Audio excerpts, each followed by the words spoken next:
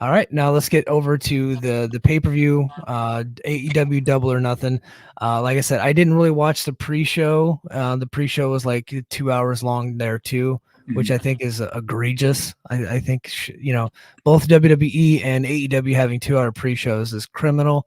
But that's why I don't really pay attention. I'm not watching the pre-shows. So yeah. But let's get to the pay-per-view.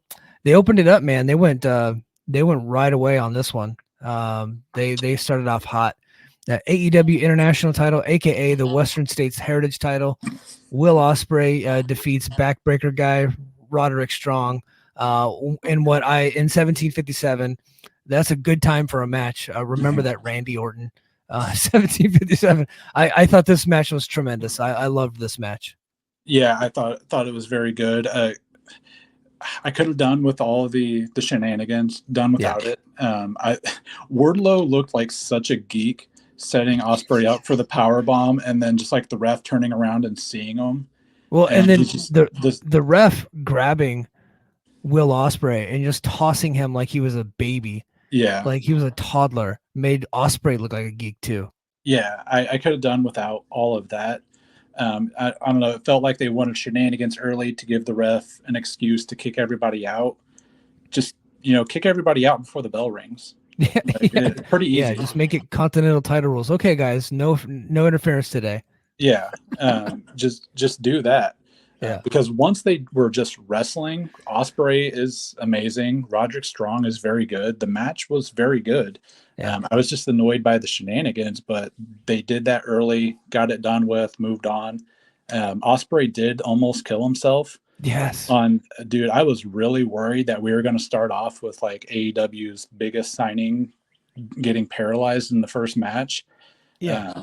But he bounced right up and the Kingdom. The Kingdom, Taven and Bennett, they actually tried to hit Ospreay with the Doomsday device on the outside. Yeah. Ospreay didn't get over all the way, landed right on his forehead. Yeah. I think, was it Taven who did the dive? Yeah. And he, his leg caught the rope, so he didn't actually touch Ospreay. So Ospreay just kind of flipped on his own.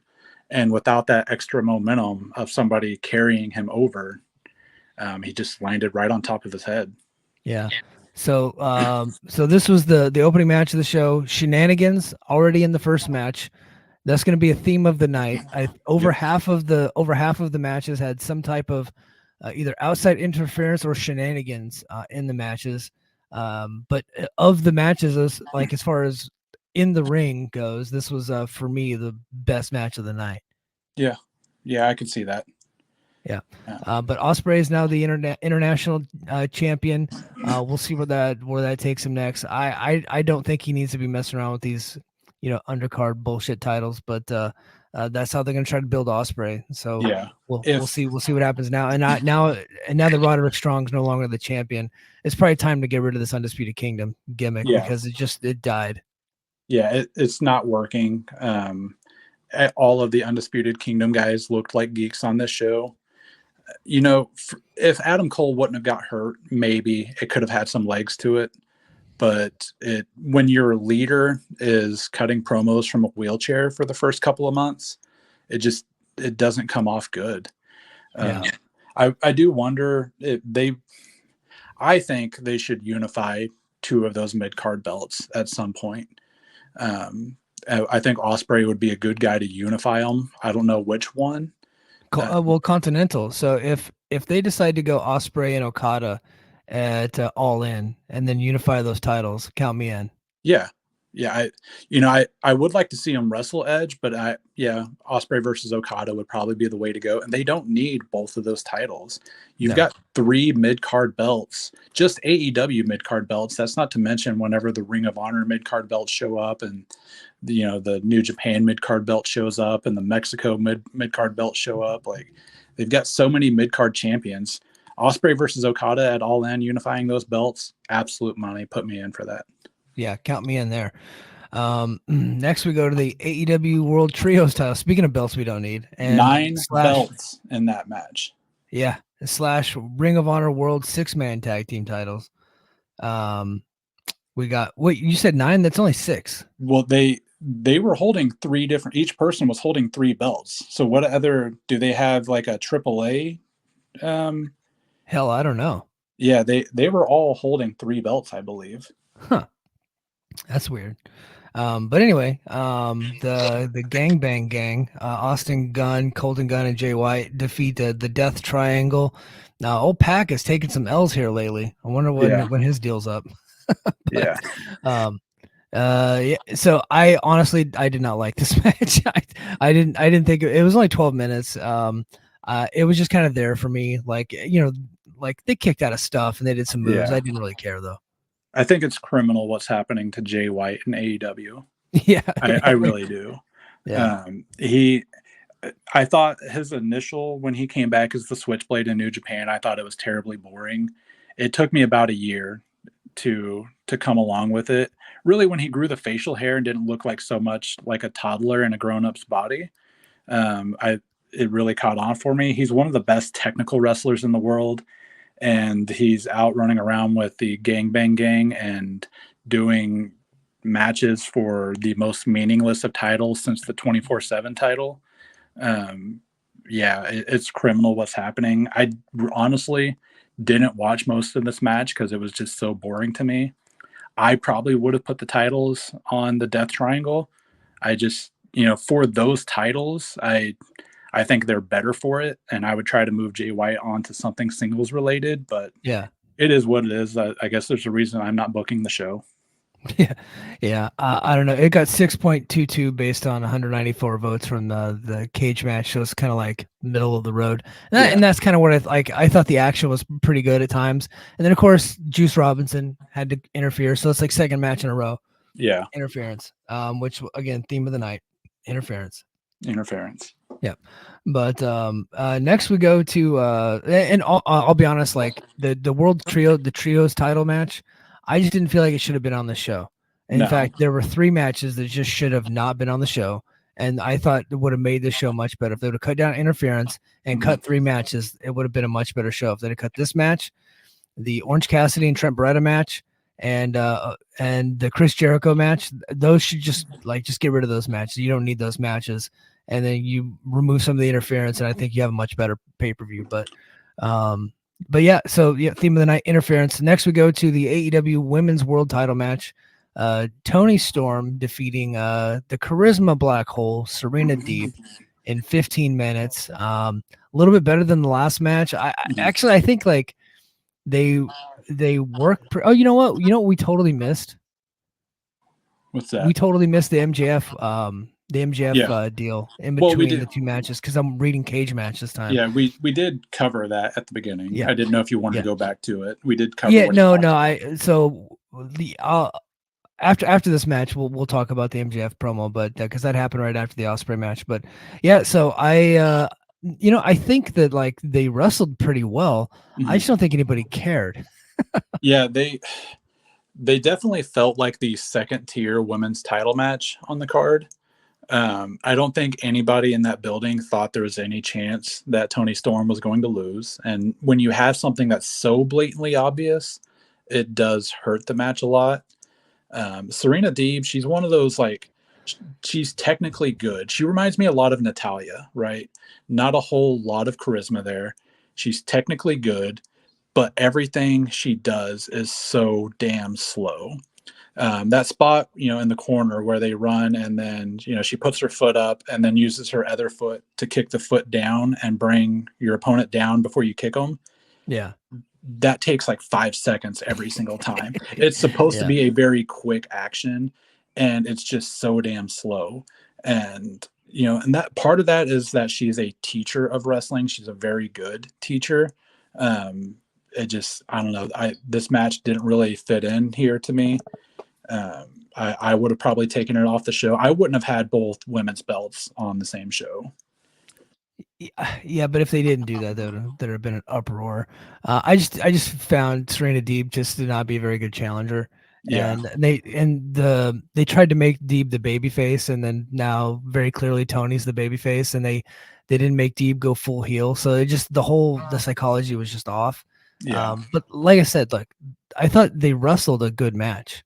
But they just had problems going in, and then of course the match before it was was not very good. I think we'll get into the MJF stuff. So MJF comes out right after the Will Ospreay Roderick strong match. Well, actually, Adam Cole comes out and he's cutting like a nonsensical promo that shouldn't exist.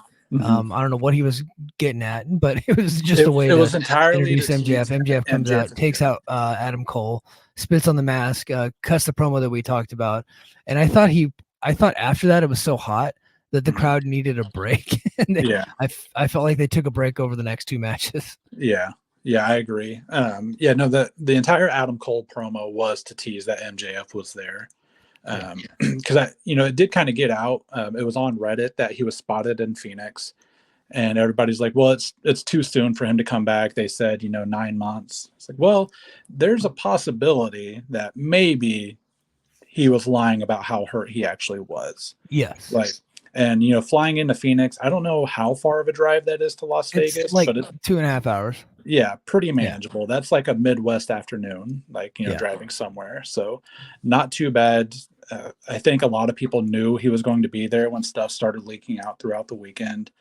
It made Adam Cole look like a geek, which I hate because I'm such a big fan of Adam Cole. I kind of caught on to him at the end of his Ring of Honor run. I loved everything he did in NXT and had high hopes for him in AEW. And it's just been such bad luck there. So I'm glad that both parties are done with that feud and can move on from it. It just made Cole look like such a geek. Yeah. But he's probably going to be out for much longer. So he can, like we said earlier on, he can regain the heat, and he's talented enough to be able to do that. He can cut a couple promos and be back. Yeah, I agree. I do wonder when he's going to come back. I know that ankle injury was pretty rough for him. He didn't even start driving on his own until like a month ago, I think, a month or two ago. Yeah. So it could be a long time for him. Next, we go to singles match. Again, a match that just should not have been on the show. Orange Cassidy defeating Trent Beretta. The match got 5.83 based on 173 votes on Cage Match. These guys both can work, but nobody cared, and it wasn't great. Yeah, they probably should have just had this on Collision on Saturday night. Like that would have been a good spot for it. They should, treat Collision like a good go-home show. And what matches cut down? You don't need 10 matches on every pay-per-view, especially now that they're not running only 4 or 5 pay-per-views a year. They're pretty close to one a month now, I think. There may be a month where they don't have one, but they're pretty close to one a month if they're not already there. So you don't need 10 on every single one. So you can book up to the show, and then the main ones that for sure have to be on there are on there. And then have your other 5 or 6 that, they could be on Collision. They could be on the pay-per-view, depending on how hot the feud is going into it. And then if you cut down on the matches, everybody gets a little bit more time. Like it's okay if not everybody's on a pay-per-view. Absolutely. But Orange Cassidy gets the victory there. And Don Callis afterwards said that he is going to be offering a spot in the Don Callis family. I think the tease is that he's going to offer it to Orange Cassidy. He was probably going to give it to Trent. And to continue. I honestly could not care about Orange Cassidy and Trent Beretta feuding. I just don't. So there's nothing they could do to make me happy about this. At least there was no shenanigans in it, though. That was I mean, honestly, this match could have used some shenanigans.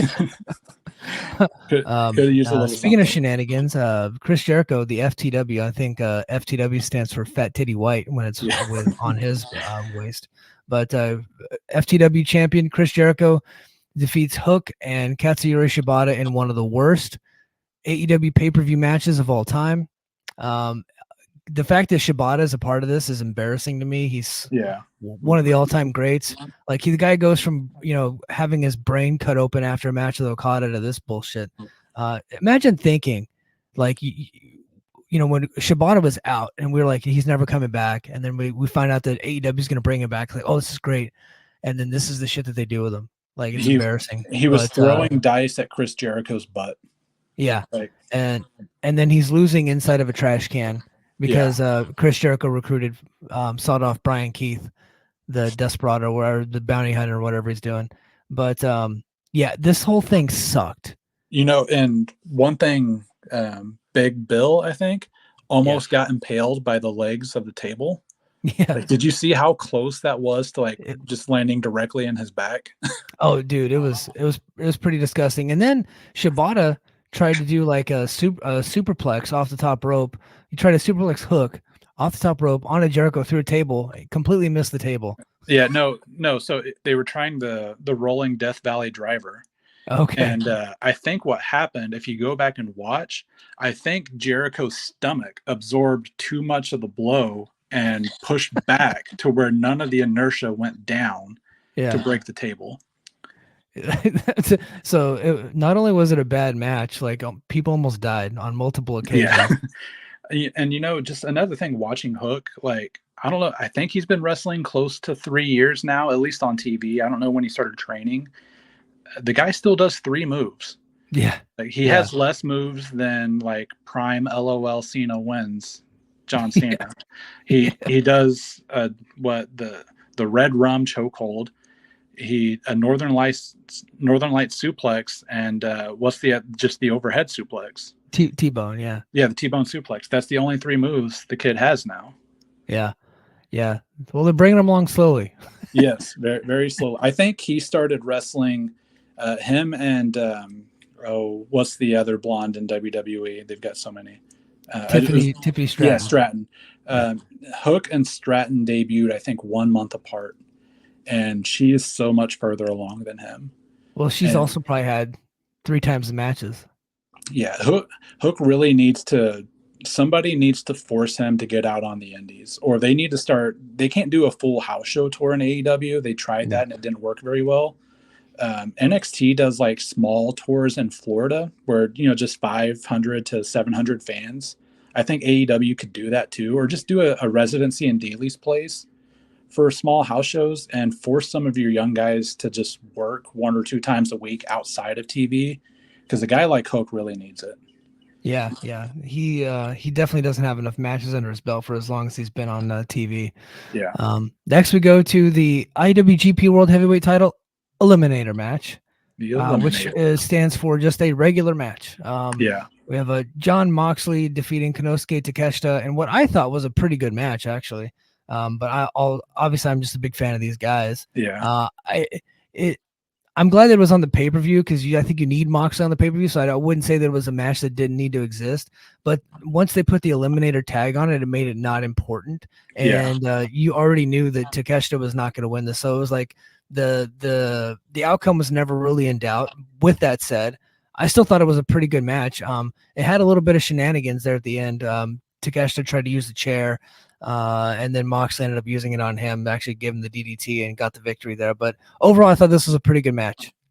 Yeah, Takeshita, I think, has a very bright future. The guy's got a great look. He's a great worker. I don't know. The match I thought was okay.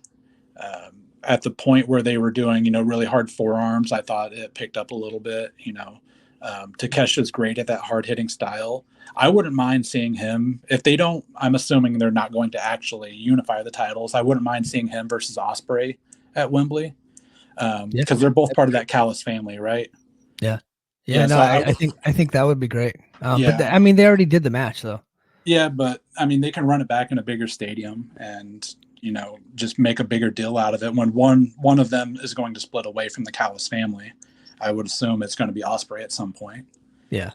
So next we go to Adam Copeland, trying to get his, that match that he had with Finn Balor at WrestleMania that year just didn't quite work out the way he wanted it to. So he got a do-over here with Malachi Black. He defeats Malachi Black in a barbed wire steel cage match. mm-hmm.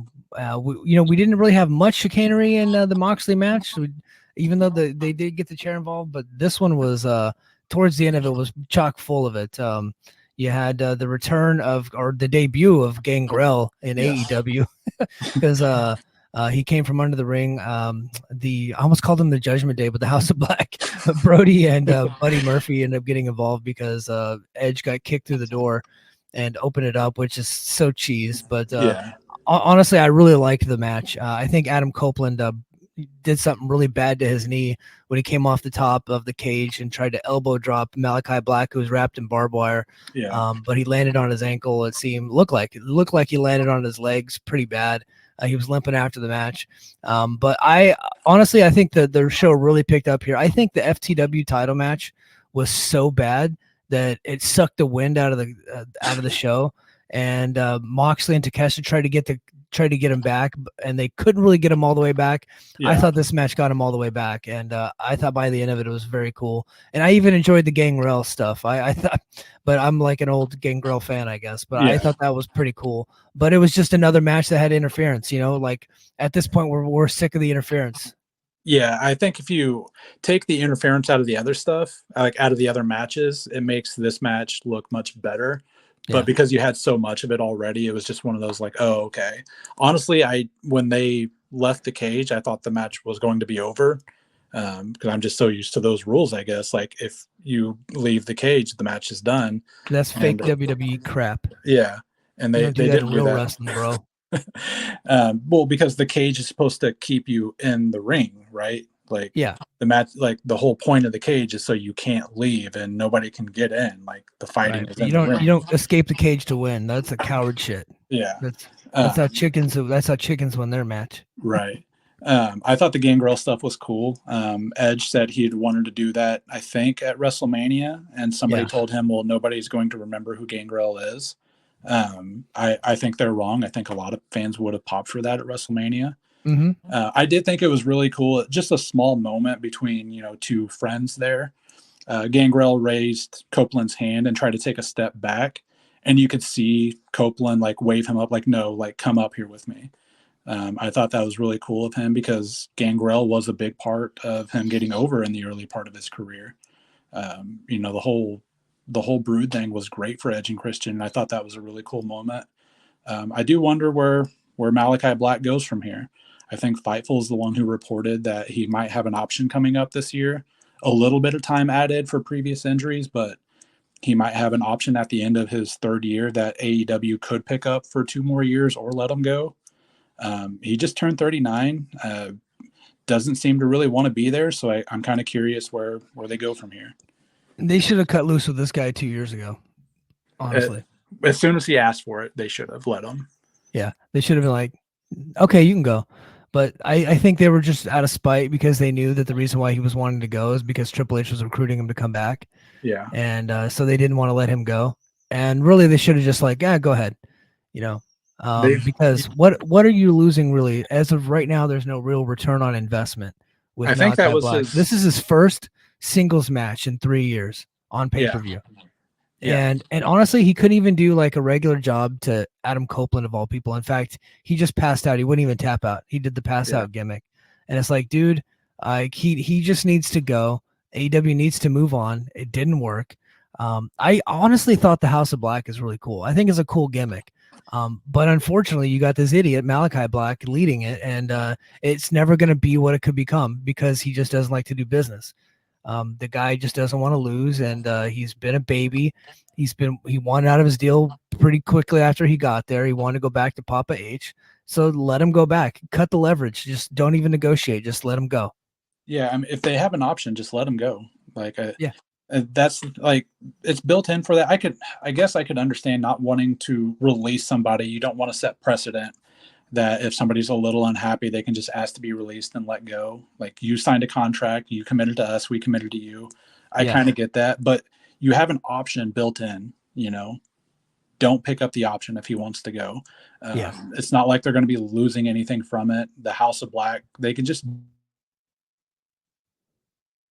I think, did I lose Joe for a sec? Hold on. Joe, you still there? So I think with Brody, I think Brody King could actually take a few steps forward without the anchor of Malachi Black dragging him down. Joe, I have lost you, buddy. Oh, you muted your mic, Joe. Okay, I think Joe's gone. I'll keep him up on the stage, but I think once Malachi Black leaves and he no longer can drag down Brody King, I think Brody King could take several steps forward and actually become like a real star for this company. I think Buddy Matthews, just get rid of him too. Just let him go. Let him go back to WWE. Let him go be happy with Pop H. You don't need him dragging you down anymore. Okay. Mercedes Moné. Next match is the Mercedes Moné versus Willow Nightingale. And while I thought that Adam Copeland and Malachi Black brought this crowd all the way back, they were hot for this one. And I was really impressed with these two ladies. I thought they did a hell of a job. Joe, are you back? I'm back now. Yeah. Okay. Rocky tried to call me and it messed up my phone. Oh, sorry. Yeah. So Willow Nightingale drops the title to Mercedes Moné here. I thought one of the best matches of the night as far as in-ring goes. I'd probably put it, kind of behind the opening match. Like just in-ring stuff. And really, like they had some shenanigans with Stokely and Chris Statlander distracting the ref and Willow getting the visual pin over Mercedes Moné. But for the most part, it was like, shenanigan free. I thought this match was really good. Mercedes Moné reminded people that while she can't promo and she talks like a robot and she sometimes seems like she had a stroke, I think that in the ring, she's still very good. And Willow impressed the hell out of me. And I've always been impressed by her, but I thought she took several steps forward during this match. She was awesome. Yeah, fantastic match, which I fully expected this from Mercedes. She's a great worker. She's just like, she is the most charismatic person I have ever seen in wrestling who can't cut a promo to save her life. I've never seen somebody who's got that much of like a dichotomy of just like both ends of the spectrum. She's a very charismatic person. She carries herself like a superstar. You put a microphone in her hand and it all goes away. But once that bell rings, there's not many in the world who are better than her. And in terms of like just pure wrestling, she sells her ass off. She's going to try to make you look like a star, which I really appreciate about her. She sells heavily for everybody. Yeah. And yeah, her and Willow have great chemistry together. I thought it was a perfect debut match for her. Probably honestly my favorite match of the card, which I was kind of shocked by. I expected to like the Ospreay match more. Because I'm a big fan of both Ospreay and Roderick Strong, but I thought Mercedes just really brought her A game there. Yeah, and you know what? And let's see, Cage Match has those matches pretty close. So the Moné match is 8.1, and the Ospreay match is 8.18. So they're actually very close, and they have similar number. Actually, the Ospreay match has a few more votes, but they're both very close. I thought this match was very good. But here, let's get to the downside. After the match, when this is supposed to be Mercedes Moné's moment, they shoot an angle that really should have been saved for Dynamite. Yeah. They really should have saved the angle for Dynamite because I thought they killed Mercedes' moment here. We should have just been talking about Moné being the champion. And but instead, Chris Statlander finally does the turn on Willow Nightingale, and her and Stokely are now heels, and that's going to set that program up. But I just didn't think. I thought the angle was pretty good, actually. I thought they executed it pretty well. I just didn't think it needed to be here. Yeah, I don't know. When it initially happened, I was thinking because they did the whole attack angle with Mercedes on one of her backstage interviews where the lights went out and they never really showed who attacked her. I was just thinking like, could Stokely and Statlander eventually pair up with Mercedes? I think it would be great to give Mercedes literally anybody else who can talk for her. I think Statlander has star potential. She's been kind of snake bit too in terms of injuries. People have been saying that about Statlander for years, and she's just never gotten over. They said she was going to be a star when she was a stupid alien, and she never got over. And then they're like, okay, well, we're going to have her boop noses. Like, that's going to be our thing now. Like, that's what's going to get this potential superstar over. She's going to boop noses. And then it didn't work. And then she got hurt.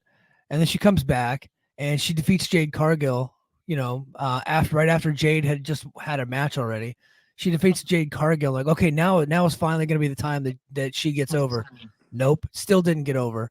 And so now she's going to get over, like, on our fourth try. I don't know. I don't like, she's obviously a good wrestler, but I think the ship might have sailed with that one. She might need to go away into another company and learn a new hold or something. Yeah. So I do have a good comparison for that. At one point he was dashing, and then he was undashing, and then he was Stardust. Do not compare her to Cody. I'm just saying it is possible. She does not have that charisma. No, it is possible that somebody can go through a bunch of terrible gimmicks trying to figure themselves out and get over when the right one clicks. Right. But he had to leave that company and go find it out on his own, right? Well, and create this whole thing. And only then it because took that him years, and company, he finally got over, and he went back to WWE. only because that company wouldn't give him the creative freedom to try it. Right. So that's what I'm saying. She needs to go away for a while and go work somewhere else. I think AEW will give her the creative freedom to try something out. Like that. Well, that's clearly the difference. When she had her best idea, she was a news booping alien. I just think obviously a genius. Yeah, I think the heel turn with her, pairing her against Willow, who is very much a beloved babyface. Yeah. Every crowd she's in front of absolutely adores her. Best babyface on the roster, probably. Yeah. Just in terms of a pure natural babyface, like she's got it. I think it's the right person to pair her with and making her a heel. I not saying 100%, but I think they've got something there. So I'm curious and excited to see where that goes. Yeah, we'll see. AEW World Title match. Swerve Strickland defeats Christian Cage. Shenanigans all throughout the match. Yeah. More shenanigans on top of shenanigans. 24 minutes. Overall, it was like enjoyable, but man, the shenanigans just kind of took me out of it. Yeah, I got really, really bored with the match because of just how much was going on. And I do worry about Swerve's title run if this is how it's starting off, because I know how great he is and I know how great he can be. But when you're getting overshadowed and having stuff like this very early in your title run, it can kill your momentum really fast. So I hope they move on and find a much better challenger for him for the next pay-per-view. Well, it's clearly got to be Adam Page, right? I mean, that's where they have to go. And next pay-per-view is All In, isn't it? Is it? I thought, are they not going to do one for the Owen Hart finals? That is just on Dynamite. Okay, so yeah, then the next one would be All In. Yeah, so I think All In, and I think that's Adam Page. If Adam Page can come back, which they're not really telling us exactly why he's gone, but it's a personal issue. But hopefully he comes back, and that's the match to make, because I think that's where the money is at, is Adam versus Swerve. Yeah. So and All In, I think that's a hell of a world title match, because they just had so much heat in their feud, and now that Page is a full-blown heel and Swerve is a full-blown babyface, I think it actually works. Yeah, one of my worries with the timing of it is, would they hold the title match off of All In and put it on All Out to give it more time? But I think the title should always, if you're going to have a stadium, the title should be in the stadium.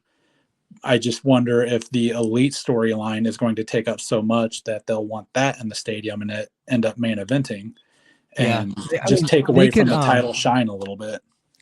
They could save it for All Out, and then if our idea of merging the Continental and the International title, you could put Ospreay and Okada on top. Yeah. And then you could do a stadium stampede. They have one of the great rosters ever assembled in this company. Right now they're struggling to have anybody get over, but as far as like talent wise, they have one of the great rosters ever. So they're just having trouble getting them all over. But I think that they have enough to where they could actually, without that world title, they could probably still do something. It didn't, like, MGF, wasn't he in like the opening match? And then I think he was in the main event last year too. So they double dipped with him. But because he defended the Ring of Honor tag titles, right? In the opening match. Him and Cole. Yeah, no, just him, wasn't it? Because Cole was hurt. That's right. Yeah. Okay. Yeah, because I think he dropped the tag titles there and then defended, if I'm remembering correct, and then defended the title by himself later that night. Yeah. And that might have been, no, it was him versus Cole. That was, him versus Cole. Yeah. Well, I think we're conflating several different shows. Yeah. A lot's happened since last year. Dude, last All In feels like a couple lifetimes ago. Yeah. So now we'll go to the main event, Anarchy in the Arena. We got the Elite defeating FTR, Bryan Danielson, and Darby Allin in one of the craziest shit shows you'll ever see in your life. Yep. I honestly wouldn't call it a good match, but I would still enjoy it, if that makes any sense at all. It wasn't great, but it was fun. It was hilarious. Yeah. I can't say that a match was bad when you had Darby Allin with a flamethrower setting Jack Perry on fire. I Yes. can't say it's a bad match. Like I just Yeah. can't do it. It was stupid match. It was like funny at times, nonsensical, but I can't say it's a bad match when you got them playing Europe the Final Countdown through like a big part of it, and then Matt Jackson grabbed the microphone, was like, "Hey man, this thing costs us $200,000. Quit playing it." Yeah. So when they started playing the music, or like leading in with the Darby music, I was like, oh shit, they're just going to play Darby's music for 15 minutes like they did last year with, I think, Moxley's, which I really hated that last year. Then they did the change and it was the Young Bucks song, which really sucks. And I didn't like it. But going to the Final Countdown, I was like, oh, that fits. Like it felt really crazy and awesome and chaotic. I really loved that. I thought it was hilarious when whatever Jackson said, this is costing us a lot of money. You got to cut that shit out. I thought that was funny. I really liked Darby trying to drown Jack Perry, which was a nice setup and I think a safety measure for when they were going to light him on fire. That was their way to make sure he was completely wet. Well, no. So he wasn't wet. So that was they did that to make it look like he was wet. Yeah. They actually put like some protective yeah. oil on him. Like it was like a type of cream or a grease or whatever you want to call it. Yeah. They put all over his body. That way, if he were to get fire on him, it wouldn't burn his skin. It was a protector. Yeah. So it was a nice setup. And that gave you, then him, passing out after trying to run Darby over in the truck, gave them plenty of time for Jack Perry to be off the screen to take the safety measures. I really appreciated that the Young Bucks had fire extinguishers right there. It made sense that they seen, Darby with a flamethrower, like, oh, he's going to light somebody on fire. We got to have a combat. I had the benefit of watching this match after I already knew the flamethrower spot was coming. Yeah. So like right before, you could see the setup coming because the referees are talking to him and saying, okay, remember guys. And then like they had to like cut the audio, but they were like right there next to the fire extinguishers the whole time. Yeah. To prep. And then they were still late. Yeah. But, we've seen it plenty of times on the indies where those safety measures weren't taken and people have gotten seriously hurt. Yeah. So even though like seeing it clearly set up kind of takes away from it, it was still crazy enough to be awesome. And I appreciate that they made sure that Jack Perry didn't catch on fire brutally and get terribly burned. Yeah. And then, kind of going later, the visual of Darby hanging by his feet upside down in the ring for what felt like way too long. I don't know how long it is safe for somebody to be upside down like that. Yeah, no, he honestly, like as a OSHA certified safety inspector, I would have probably shut that shit down. Yeah. Because like, believe it or not, what they did with the fire, because of the fire extinguishers handy and the protectant that they covered him with, like it's hard to for me to sit here and say that they did it safely, but they did it safely. Yeah. But then them hanging him up like that was not cool. They should have put him down immediately. Yeah. Yeah. They should have had some sort of spot where somebody came to make the save for him, cut him down, something.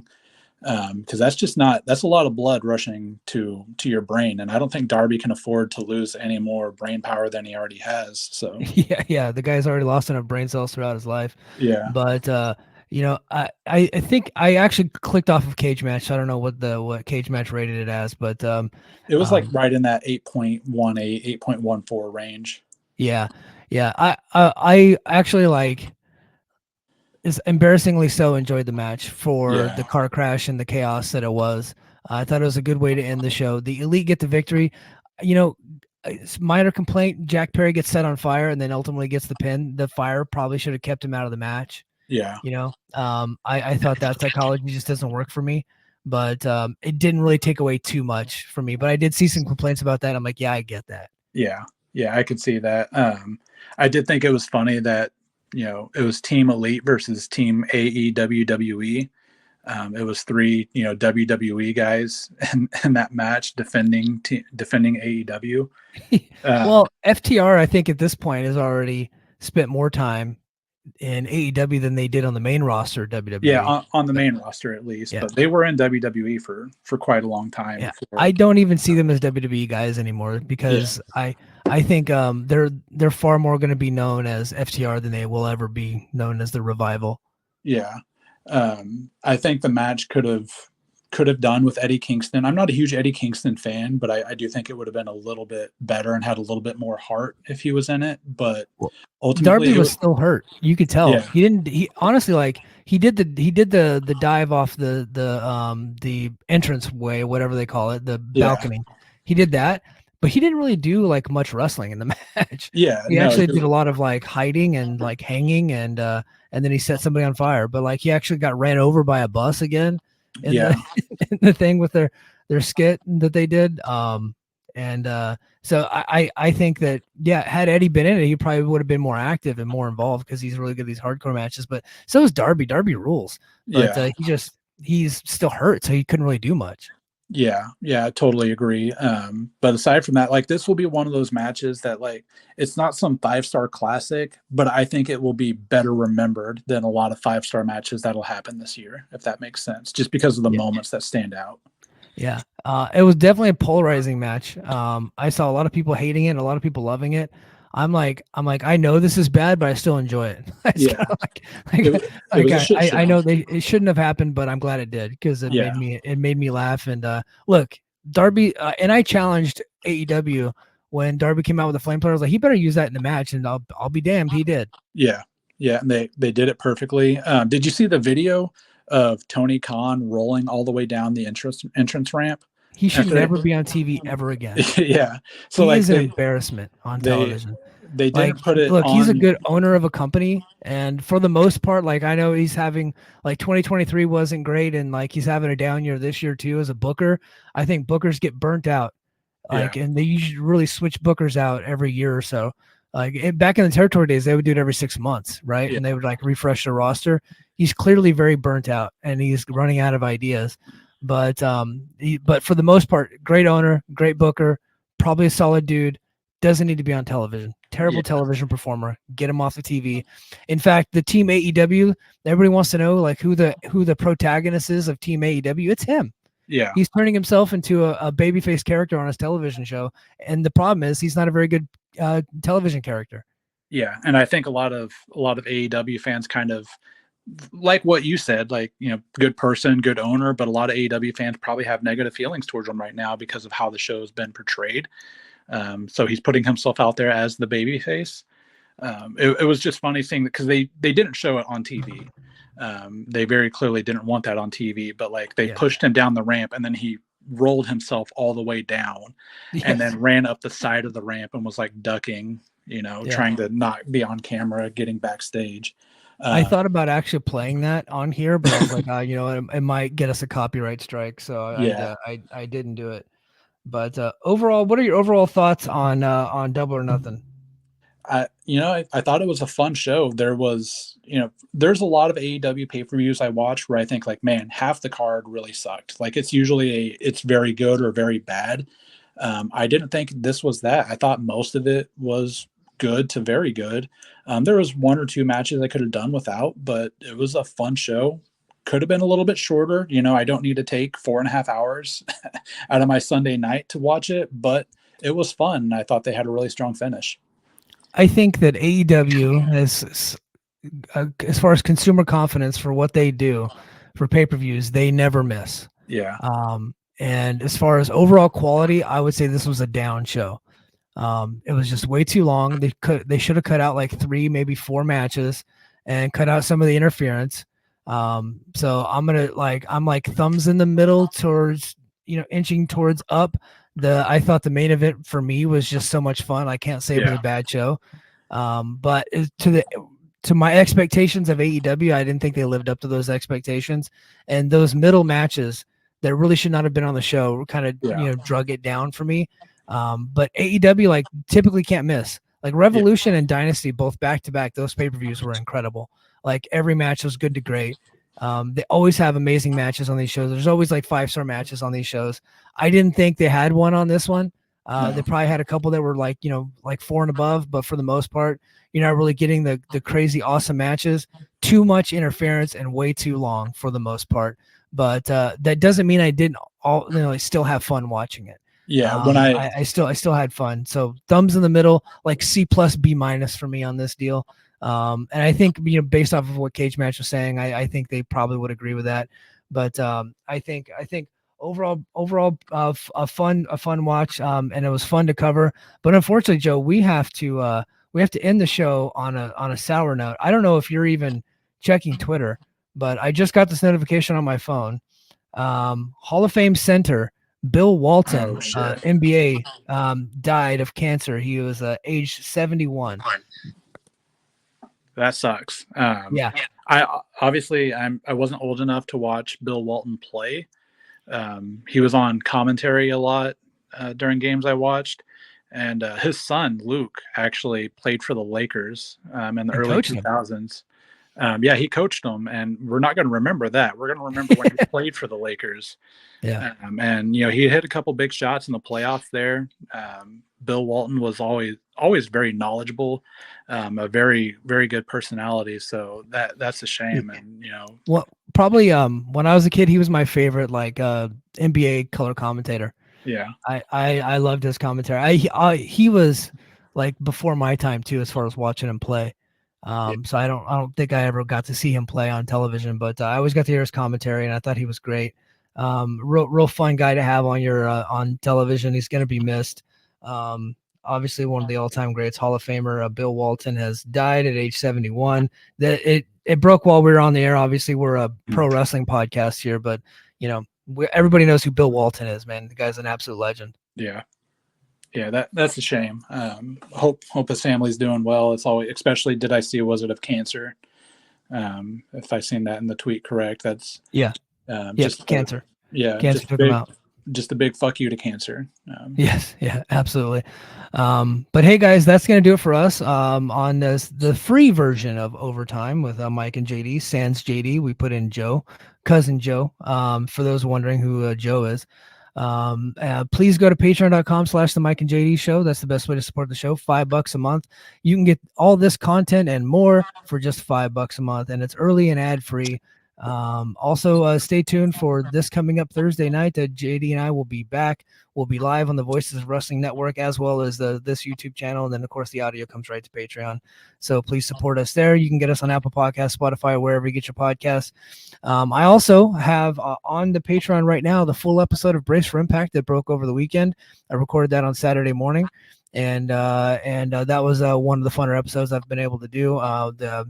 The Road to Slammiversary is here, and PCO has sold a bunch of tickets, so we're covering that over on Brace for Impact. Have MLW shows, and of course all of our archives, and much more. Head to patreon.com/the Mike and JD show.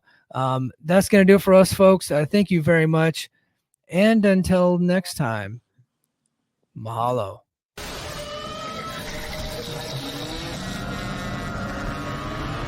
I want to see something really scary. Attention. Do I have everybody's attention now?